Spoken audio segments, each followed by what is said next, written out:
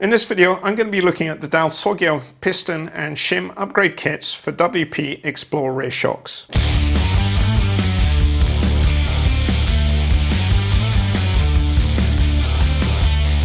I previously made a video about the Dal Soggio XP1 kit shown here on the right.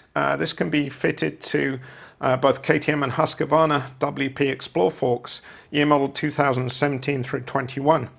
The kit offers very good value for money and also a good improvement in performance, offering initially plush suspension but with a progressive feeling, so at speed it feels controlled and well damped, and also has good anti-bottoming performance.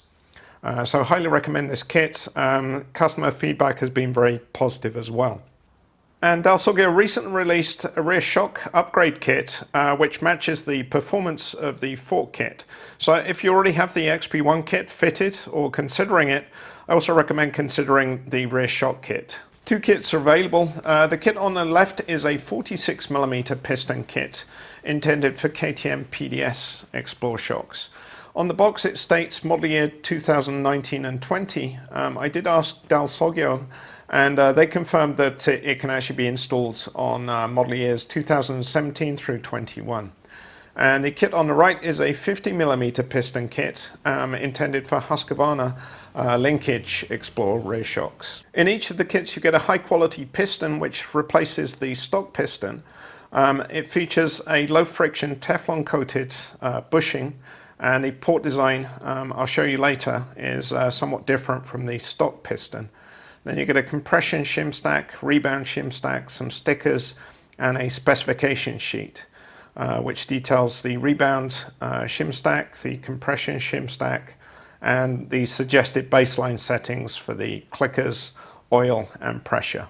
And here for comparison, on the right hand side you can see the stock WP 46mm piston compared to the Dal Soggio kit 46mm piston, and the design differences are very obvious.